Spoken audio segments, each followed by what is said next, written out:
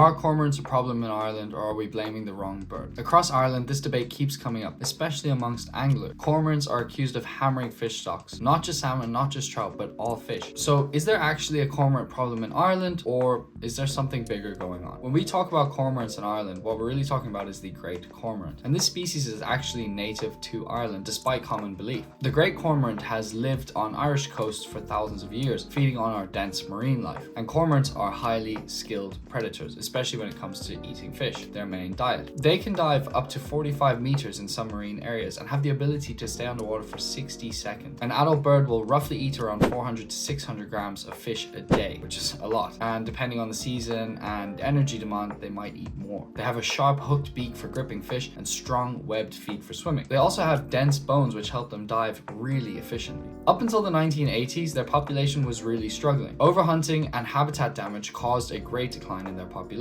Now, from the 1980s onward, the EU felt it necessary to step in to protect this bird. And so now they are actually protected under the EU Birds Directive. Since this protective law was put in place, the bird's population has been able to thrive tremendously. So essentially, when we talk about cormorants in Ireland, we are talking about a native predator whose population declined so drastically that the EU had to put a law in place, and now we've seen a serious rebound in population. So, what do cormorant actually eat? Now this is important. Cormorants do not just eat salmon and trout. They are opportunistic feeders, and that means that they'll eat anything from pike, roach, bream, perch, dace, you name it. If it's in our waters, they will try and feed on. And of course, that does include salmon and trout. As I've just mentioned, they're opportunistic feeders, and what that means is they will feed on the easiest opportunity or the easiest target that they can find, and obviously the most abundant fish in that area. So if you've got an area that's full of bream, one cormorant comes through, he's going to be targeting those big, slow moving bream. And because they feed on other species, not just trout and salmon, often I'll hear people say that cormorants are responsible for the decline in salmon. And that's true to some part, but it is a much bigger picture as well. They affect all fish communities and all fish species. In shallow rivers and lakes, shoaling fish can be particularly vulnerable, especially during spawning seasons. So this conversation is not just about our game fish, it's about all of our fish as a whole. So why do people feel like there's such a huge problem? Well, cormorant numbers increased from the 1980s all the way up until the early 2000s tremendously. Ireland also receives a ton of wintering birds from mainland Europe during the winter season. Essentially, these birds come from mainland Europe when it gets too cold, and they come to Ireland, which has more of a mild winter compared to some countries like Germany and Poland who see snow and frozen over lakes. Essentially, Ireland is very wet during these winter periods. Temperatures don't drop that drastically, hence why we get a lot of wintering birds over here. So as this is the case, if you're managing a small fishery and 20 to 30 birds arrive during the winter, they could decimate a swim. Stock fisheries are particularly vulnerable as they're designed for fishing purposes and don't provide often a lot of natural protection for these fish. And juvenile fish are particularly vulnerable as they're not as experienced in avoiding predators. They have to feed heavily at a young age. There's another issue with cormorants that doesn't get talked about nearly as much as it should, and that's the damage that they have on our trees. When cormorants get ready to roost and lay eggs, they often create these huge roost communities up in the treetops. Their droppings are very high in nitrogen and are actually really acidic. This can damage a lot of the plant life underneath. It also affects soil chemistry and can change the habitat or the area of the habitat for quite a long time. So in some areas, entire trees have died due to a roost. So this isn't just a fish problem with the cormorants, it's actually a habitat issue as well. But let's take a step back, because fish declines are not new in Ireland, and it's not due to just one species of bird. Overfishing historically has impacted fish stocks. Drainage schemes straightened and altered rivers. Spawning grounds have been degraded. Agricultural runoff affects water quality. There have been barriers that have fragmented habitat like weirs, and climate change is also altering freshwater and marine ecosystems.